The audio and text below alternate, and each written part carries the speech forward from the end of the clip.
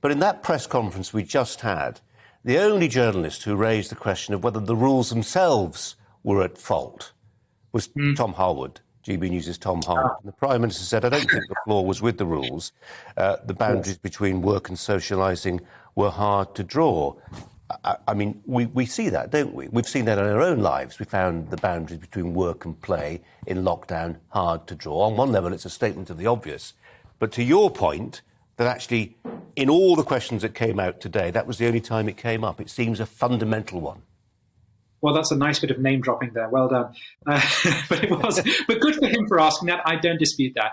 I mean, it comes down to this. There was clearly something off about the rules, that the government either had no intention of obeying them, which implies it didn't think the pandemic was that serious, or it couldn't obey them, which implies the rules were that Byzantine that it was impossible to stick to them. This is the institution that was running the country, and arguably it operated by different rules. It had to. And of course, it was also not operating in a clinical setting.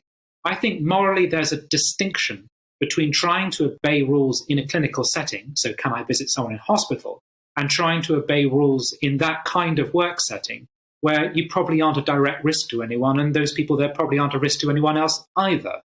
But nonetheless, it says something about the rules that the very people setting them either couldn't uphold them or didn't intend to.